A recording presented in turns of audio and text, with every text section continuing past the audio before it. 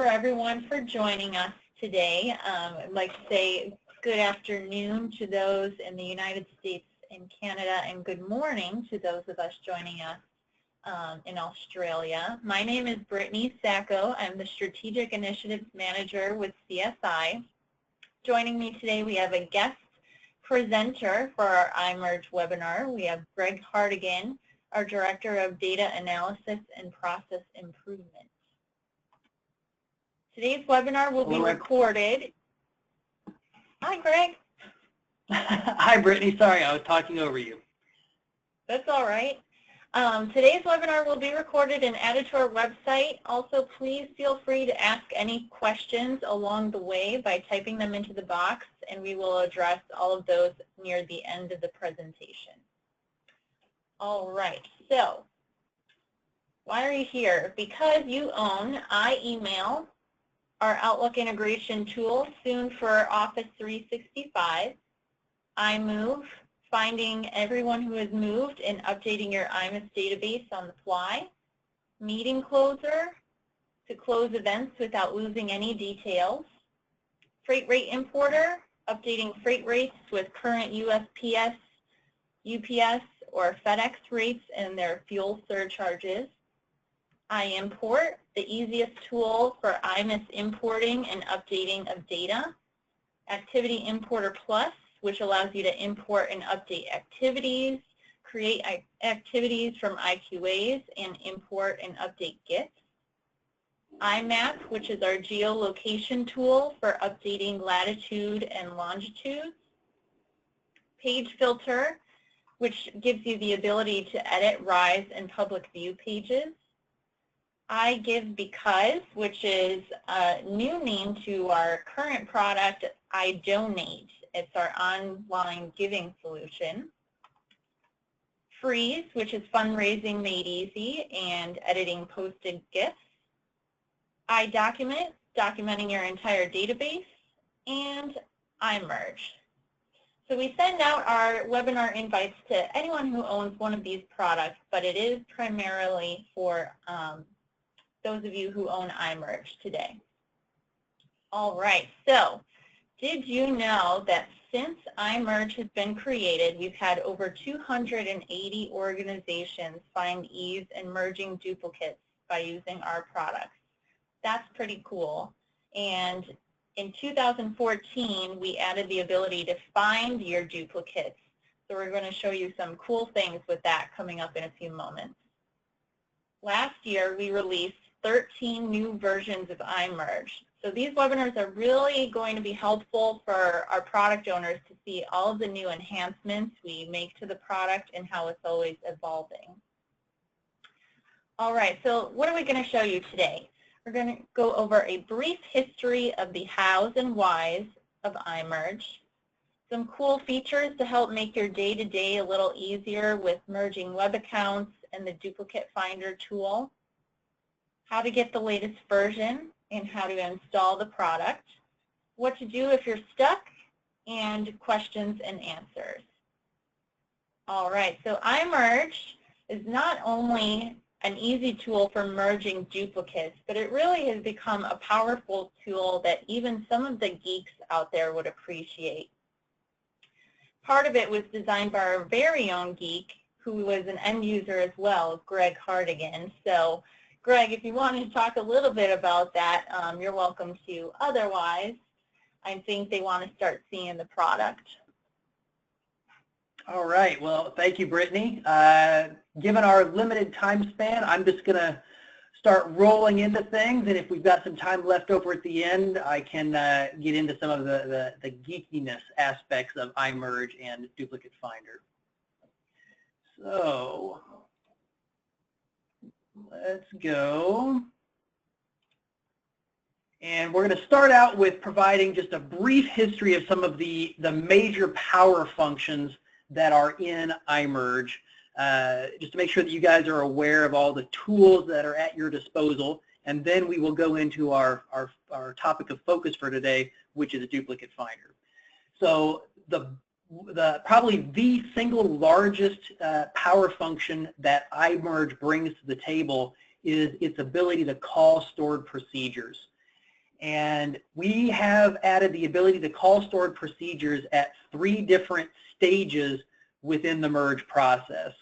The first one we see over here on the right-hand side is before pre-merge checks. And what this means is that before a merge even takes place, we are running a lot of preliminary data validation steps to make sure that everything is absolutely in order. Well, you can call your stored procedure before that stuff even happens, or you can call it at the beginning of the merge, or, and this is what most users do, most of us call our stored procedures at the end of the merge. If you've never written a stored procedure before, you have no idea how to get started. The good news is that the iMerge user guide contains multiple examples of sample stored procedures that you can use as a template to at least get started. If that's not enough for you, you can refer to your in-house development team, or you can always reach out to CSI development and we can assist with your stored procedure writing needs. I will note that if we are writing a stored procedure for you that is not something that is covered by iMerge support, that would be a billable consulting item.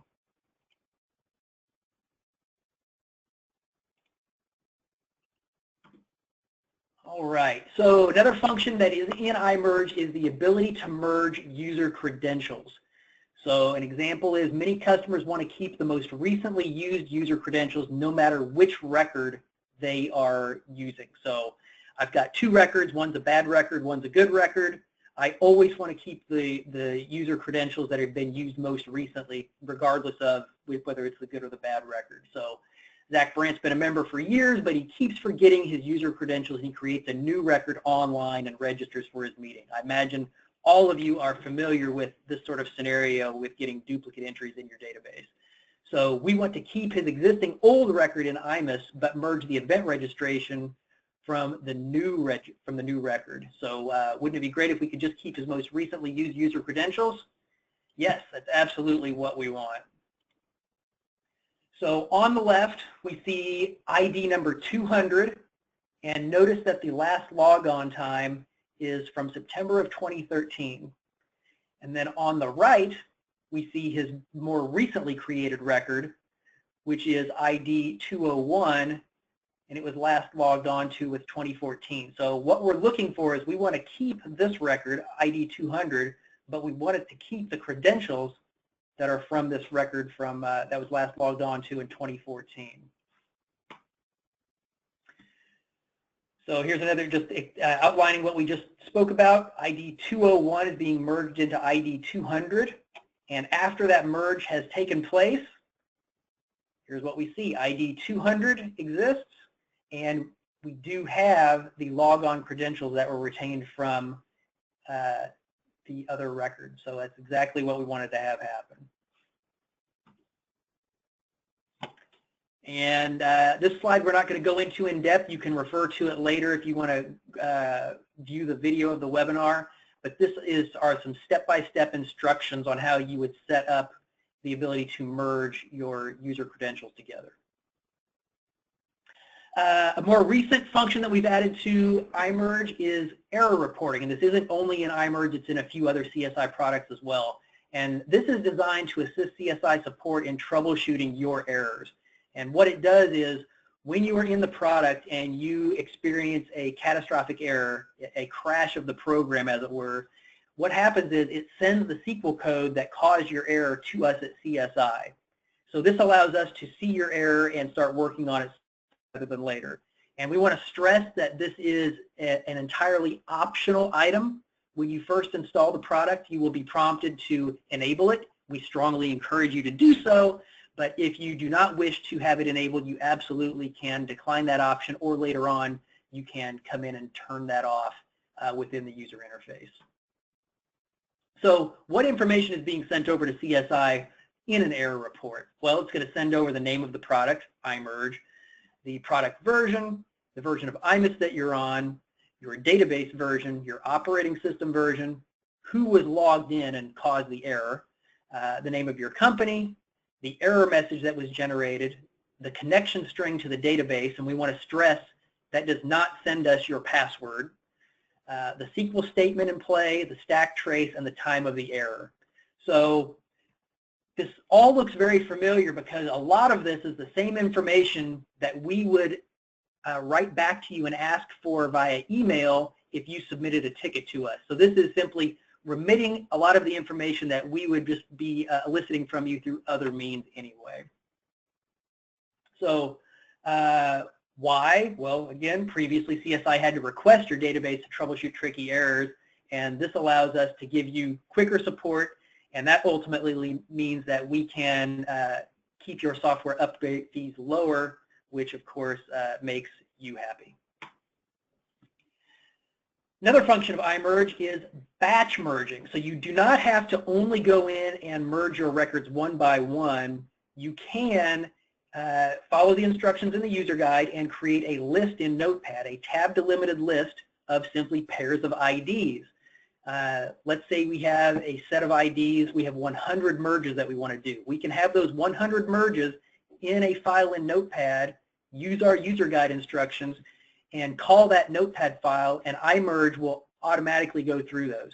So for example, you've got 100 merges, you kickstart that at the end of the day before you go home, and likely 100 merges would process in less than an hour, but when you show up the next day at work, all of that stuff has been done and you didn't have to plug them into the program one by one. So now let's talk about Duplicate Finder. And so some of the high points that we're going to touch on quickly today are the ability to have multiple search profiles, the ability for your search profiles to be exported and imported, the ability to mark some duplicates as known duplicates, meaning I don't want to see this duplicate show up in my next search, the ability to merge on the fly or do batch merging, and then probably the largest power function that we have is support for priority grouping. All right, so now let's jump over to the program. So within the iMerge interface, right now the Duplicate Finder function is under the Tools menu. That's a little bit hidden. Future versions of iMerge, we hope to put this somewhere on the main screen to make it a bit more intuitive that this option exists for us. So we select Duplicate Finder, and what a customer would see out of the box the first time that you fire this up is we've already included with the program a default duplicate search. So it's as easy as simply clicking Find Duplicates, and the first time you're running the program, it's going to give you results that are likely very, very relevant to your needs. You will have the ability, of course, to tweak that. And the way we do that is through our profiles. So the default search profile we see is going to give us a maximum range of 5,000 records. We have a Find List Fields area. What this corresponds with is the search results area down here. So we see ID, full name, title, ID, full name, title. You have the ability to come in and edit, add or remove fields that you would like to see in your search results. The duplicate record check formula, this is going to be the same formula by default as the one that is being used within IMIS Desktop. Duplicate record filter formula, those of you who are familiar with SQL language, this is your where clause in SQL. So by default, we are saying do not include records that have a status of D. D, of course, being marked for deletion. So if we go to the Profile menu and we're to go to New, it would allow us to create a brand new profile. Instead, I'm going to show you some profiles that are already pre-built. So in this case, we say we've got a profile that says Exclude Members. And so what has happened is down here, we just got in our duplicate record filter formula, it's saying not member type equals M. Again, just basic SQL syntax. Now notice that our initial search returned 506 duplicates. Now we're excluding members. If I rerun this duplicate search, it only found one pair to consider. If I go up to my other profile that says Exclude Non-Members, rerun it, 502 duplicates found. And remember that our initial search was 506. So what this does is it gives you the power to retain different profiles for different business needs. So different organizations have different organizational structures and member type structures, and you can tweak your profile system for exactly what you want. You could even build a weak, strong, or stronger formula for trying to find the right fit of your search. You don't want it to be too loose, you don't want it to be too tight, you essentially want your porridge to be just right. Another aspect of profiles are that you can import and export them. So you can share them with other users. You could even share them with other organizations if need be. If you've got a really good search formula and you want to fire it off to your good friend down the way, not a problem. Very easy to do. All right, so now let's look at some of our search results and talk about known non-duplicates. So notice this very first result set is Jane Henry and Jerry Henry. They are not duplicates. This could be a brother and sister. This could be a married couple. But the fact is, we know that record 637 and record 1132 are not a match. So every time I fire this up, I don't want to have to weed through Jane and Jerry. What I would do in this case is I would choose Add to Known Non-Duplicates. We get our confirmation, and we can move on. So now let's look at, well, we'll find them later on, but if we view our known non-duplicates, we can now see the records that we just added. So this keeps track of the ones that are on the list. We could manually add other records, or we could remove this record set if we knew that we wanted to put them back in play. So that was an example of a known non-duplicate. Now let's talk about a valid duplicate. In this case, we've got two Jennifer Brooks, 513 and 1008. The addresses match. It's very likely that this is a merge and we want to get rid of them. So if we click on merge, what will happen is it will merge this record instantaneously. We click merge, it immediately fires up regular iMerge and starts running the merge. We get a valid, successful end run. We close this and then take care. It might be hard to see on the screen share, but the record that we just processed has now turned gray over here, and it's automatically moved us to the next record set. And this is important because if your task is processing these records on a weekly, monthly basis, and you have to come in and process through 50 or 100 of them, we want this to be easy. We don't want it to be cumbersome. And we've built this tool so that you can come in, merge, it moves to the next record, make your decision, move to the next record, make your decision, move to the next record. So we've done known non-duplicates and merge. The third option that we have out here is add to batch merge.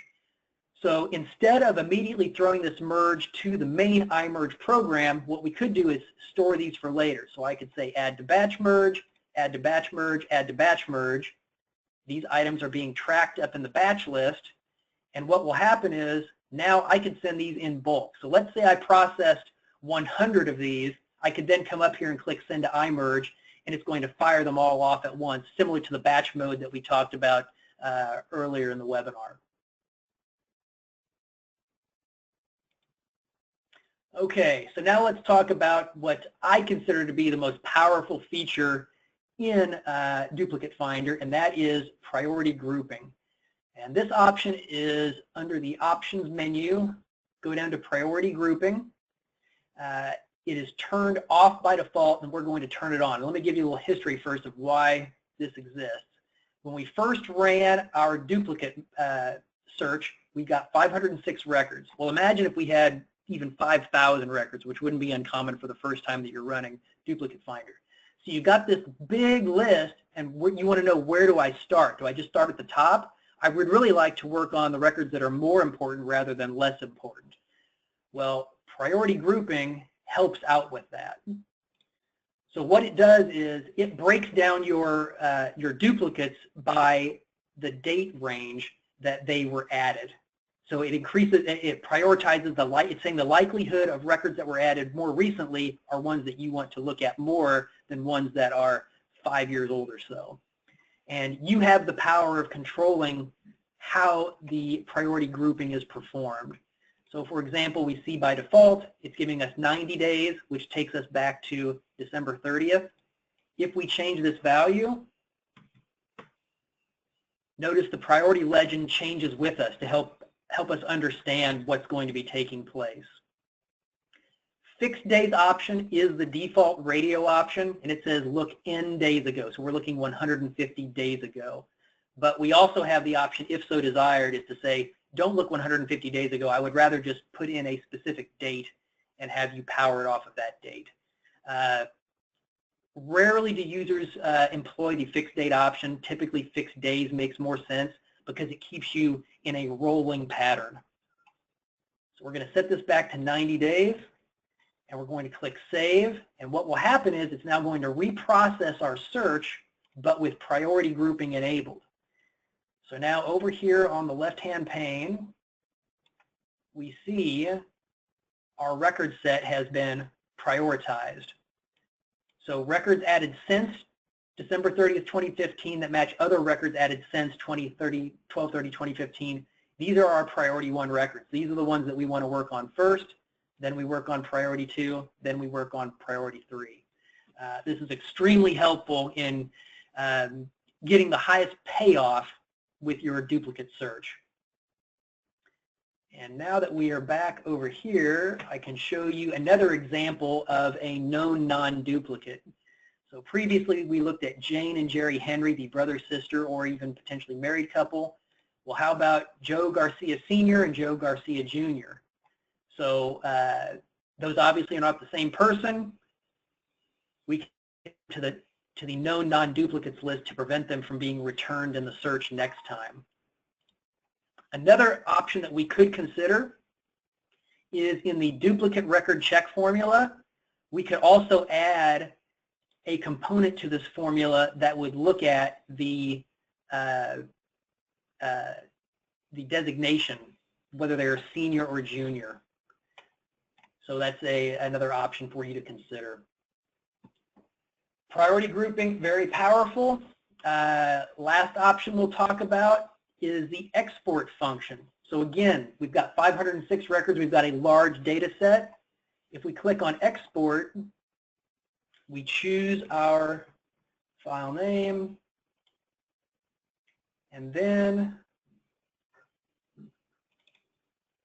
what happens is that entire set has been added to a CSV file.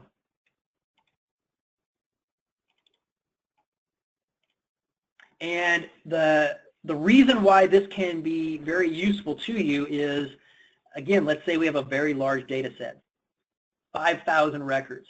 Well, I don't want to assign 5,000 records just to Brittany to merge.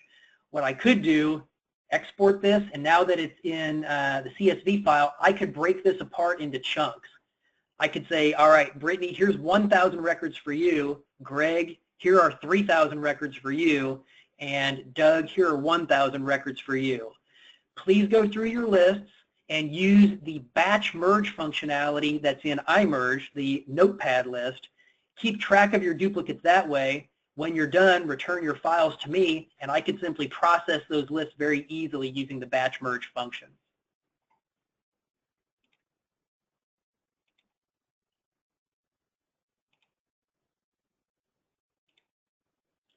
All right. And that is all the time that we have to go over the high points of Duplicate Finder. Hopefully this has been helpful to you. Brittany's going to go through a few more pieces of information, and then if you have any questions, we'll go through your questions once Brittany is finished. So Brittany, I'm going to send it back over to you. Great, thank you. All right, yes, so Greg went over the duplicate finder and how to get it. Clicking through here. All right, so now if you know that you're on an older version of iMerge and you don't have duplicate finder or the profiles or the batch option, what you can do is you can find out which version you're running. And you can do that by the login screen of iMerge. We'll show you exactly which version you're on. Our most recent version is 4.2.0. And if you're in the product, you can find it in the About section as well.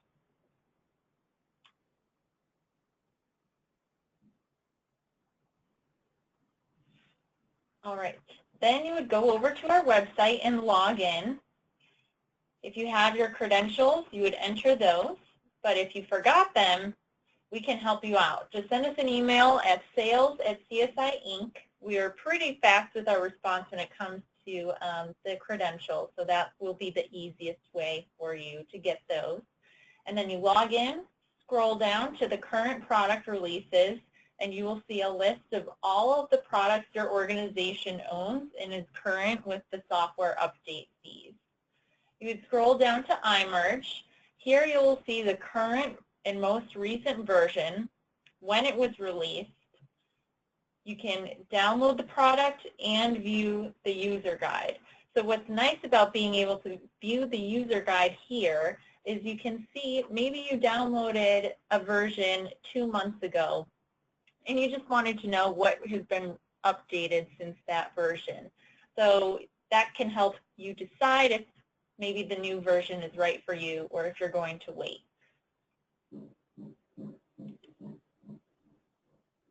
All right, so once you've downloaded it, you want to open it up and unzip it on your computer. It's nice to save it to an erase me directory, so that way if you're short on space, you can get rid of that zip file anytime you need to. If it's the first time you're installing the program, then you might be prompted for your SA password. If you don't know your SA password, someone in your IT department or your solution provider will definitely be able to help you out with that. You will also be prompted to allow licensing to CSI servers. About a year ago, we changed our licensing system, so if you allow yes, that kind of helps you out in the future where you won't need to enter a license key every time you update the product. You will also be prompted, as Greg mentioned earlier, to enable error reporting. And if you get stuck, we just talked about that manual. It is downloaded with the product. So you don't have to go back to our website if you're stuck. You can open up the iMerge folder and look at the user guide. The user guide has a lot of information in there, and a lot of times that helps out our clients with what they need help with. But if you're still stuck, you can send us an email to support@csiinc.com. Include as much information as you can, and even a screenshot will help. If you had error reporting on, then that will let support know exactly what the error was and when it happened. And our support team is typically running about a 2 business day response. If you're in the UK or Australia, we're in Central Time here in the United States, so if you happen to send it in, then we might be sleeping. So about 2 business days from when we receive the request. All right, we'll go over a couple silly questions quickly, and just to let you know, you can install iMerge on as many computers as you want. We do not recommend that you delete the actual duplicates with iMerge. Sometimes that causes some errors in your database, and we just like to say just mark them for deletion and follow your business rules to do so. What is the minimum customer authorization level a staff user needs to be set at? Level 4, and then you can use iMerge. Can you show your coworkers the power of iMerge? Absolutely. Each of our products has their own page on our website, www.csiinc.com, and the product name, so in this case, /iMerge. And you can also visit our webinars page to see all of our recorded webinars and upcoming webinars. All right, so now we're going to open it up to any questions you may have, and I apologize, we went about a minute over, but as I said, the recording will be on the website, and if you can't think of any questions right away, feel free to email us at any time and we'll get answers to you.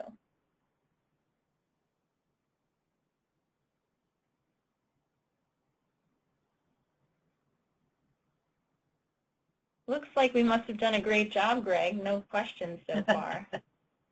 All right. Well, if there aren't any questions, I'll give one little side note about the geekiness factor of this, and that is that previously I was a customer of CSI years ago, and I used iMerge as a customer, and finding duplicates was a big frustration of mine, and I built a tool within SSRS to do it on my own. And then once coming to CSI, I was able to lobby, and it wasn't that hard of a decision for Doug to make, to say, do it. Please add Duplicate Finder into iMerge. Doug gave us the okay, and we have optimized the UI, we believe, to make it very user-friendly. And this is not a tool that was built by business analysts and developers who never used the product. This was absolutely built by individuals who have been in the trenches and were given those pages and pages and pages of duplicates to merge, and know how cumbersome it can be if you don't have a well-designed user interface. And so we really did design it to be fast and easy, and I hope you guys find that as well. So Brittany, that's all I've got. All right. Thank you so much, Greg, for being our guest speaker today, and thank you to everyone for joining us.